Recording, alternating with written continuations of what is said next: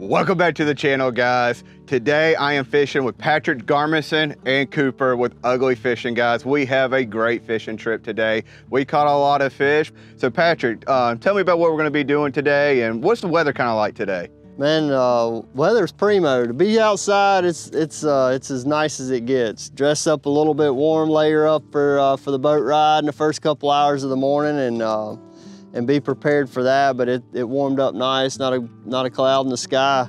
But we were planning on fishing the tidal river today, and just kind of looking for that typical winter pattern for trout. We're kind of in a warming trend. We just had a little bit of cool nights, but overall the water temperature is slowly creeping up. So that's typically what we call the warming trend, and that's what we're in today. Yeah, and that's why we fished that shallow water today. So guys, you'll see us come fishing some shallow water. So one of the biggest things that I've learned is when the person on the boat is catching all the fish, you need to switch to that lure. I kept being stubborn. I was changing my patterns. I was changing everything.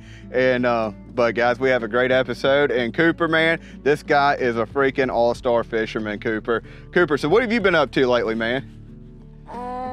Fishing. Fishing? Been doing a little hunting, I heard. Have you shot any deer this year? Yeah, I got a buck. You got a buck? Man, was it like a 5-point, 3-point? That was a button buck. Button buck, good deal, man. Hey, That's his first deer. that's your first, dude. I'm like 34 years old and I still have never shot in a deer. So you are way ahead of me, guys. I hope you guys enjoy this episode. And Patrick, what's the best way to get in contact if anybody wants to book a charter? Man, best way to go is just go online, go to uglyfishing.com. If they want to see my calendar, it's live in real time. Just click the book now or check availability. And if you see a date that works for you, you can just book right there. If you got any questions, give me a call or shoot me a text at 251-747-1554. Guys, I'm telling you, it is definitely worth the money to book a charter with him. He is filled with knowledge, and you will definitely come off the boat being a better fisherman. All right, Patrick, let's go fishing. All right, man. Cooper, you ready? All right. Fish of the morning, guys. First fish, nice one. I saw that mullet jump, and I literally landed it right where the mullet jumped. On the dirty ice. Yeah, dirty ice.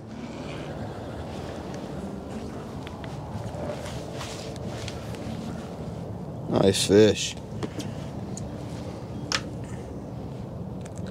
You want them? No, I don't. All right, you want to kiss them? Okay. That one was on the bottom. Net. You can. I think he's about the same as that other one. Maybe a little bit bigger. So what bait were you using, man? Copper Crush, or Copper Chartreuse Slick Junior. Oh yeah, it's a good fish. So I've had a bunch of bites now, about 4 bites altogether on this thing. Just lost a fish, then just had another bite and threw back in the same spot. Slowed my presentation down to where I'm feeling the bottom probably about every 3rd or 4th hop that I'm making. So, and that one, he hit it right when it hit the bottom. Nice fish. Copper Chartreuse, 1/8 ounce jig head. Nice. Bunch of fresh water's coming down, so it's gonna affect the Mobile River. And a lot of times what you'll see is those fish will go down to the bottom. So it actually plays to your advantage when you end up having some dirtier water, you know?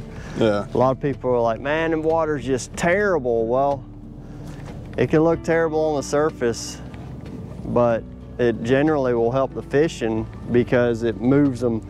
Instead of them being maybe scattered throughout the bottom 10 feet of the water or 15 feet of the water, now all of a sudden they're down there in the bottom one, 1 and 2 feet, and that's it. Yeah, that's something I gotta get better at. I gotta get better at fishing Mobile River. I just don't have the confidence in it. Get on up in here, fish. Dude, that's a pretty good one. Old Copper Chartreuse. All right, that's what, 3 now on 3? it? Well, Yeah. two on this, but I mean, had lost one too.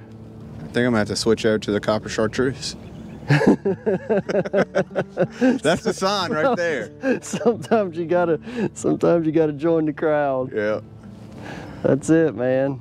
I don't throw it a lot, but Nice one. Zipper belly right there. Look at that seam on her belly. Getting fat. So Patrick, you know, like we had this like cold front, and then we had hot, and we had rain. What do you think the fish are doing right now, man? Man, I don't know. You know, I like to try to speculate what I think's going on. And what I think goes on is when it goes super cold, the fish tend to move up into rivers or the creeks or whatever, and we saw that in here. A lot of the fish moved into the creeks, and the main river became kind of a ghost town. But then when it starts warming back up, those fish tend to spread back out, and I think a lot of maybe these creek fish are now just kind of filtering back out into the main river, and because of it warming up, they just don't have to stay bunched up together. You know, they've got plenty of free range. I mean, we've been throughout the river. We're kind of seeing bait a little bit everywhere, but certainly where we find the bait, immediately where we found the bait is where we've caught any of the fish. Right. So, like I said, I don't speculate a whole lot, but that's kind of what my theory is on what's going on. And then I'm like a fish too. Once I start fishing, I'm trying to react to what I'm seeing and what I'm feeling, and the water quality kind of had me steering towards going something chartreuse that stood out a little bit, and I didn't want to, and going chartreuse with like the swamp thing hadn't done anything for me, so yeah, just kept trying. Maybe they wanted that kind of shrimp, kind of copper look to it. Maybe so. Well, we finally found, I mean, this one's gotten the two fish in, one hooked up, and then it's probably another 5 or 6 bites. Yeah. So guys, that means it's time for me to switch. Well, that's the good thing about having multiple people on the boat fishing too, because everybody's trying different colors. That's right, man. Tell you what, man, fishing by yourself and like having a lot of success by yourself is a real challenge, man, because you just don't have that flexibility of having your partners try different things. Yeah. So take a buddy fishing. Oh my God, Patrick is wearing them out on that freaking copper chartreuse over here. I think I may have foul hooked whatever this is. It doesn't feel right. Let me get the net. No, it's a nice trout. Oh, dude, it's a nice one. He like tapped it, and then it got heavy. Oh, that's a good one. That's a good 17, 18 incher. Maybe a little longer than that. We measure him.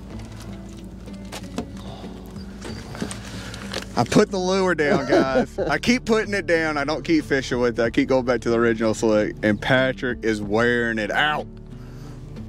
Hey, you just got to give them what they want, man. It is nice. You want to measure them? It's all right. All right. Belly yellow mouth. Good catch.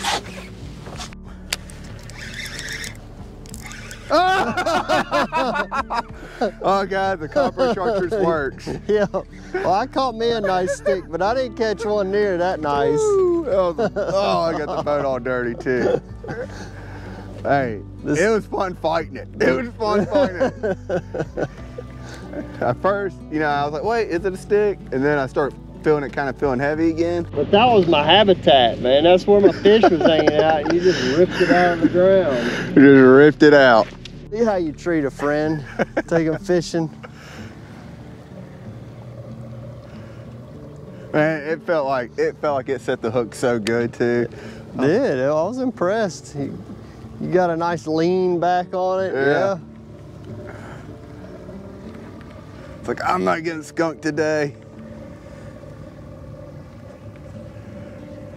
Oh, that was definitely the heaviest one so far. Yeah. Yep, your stick outweighs at least one of my trout.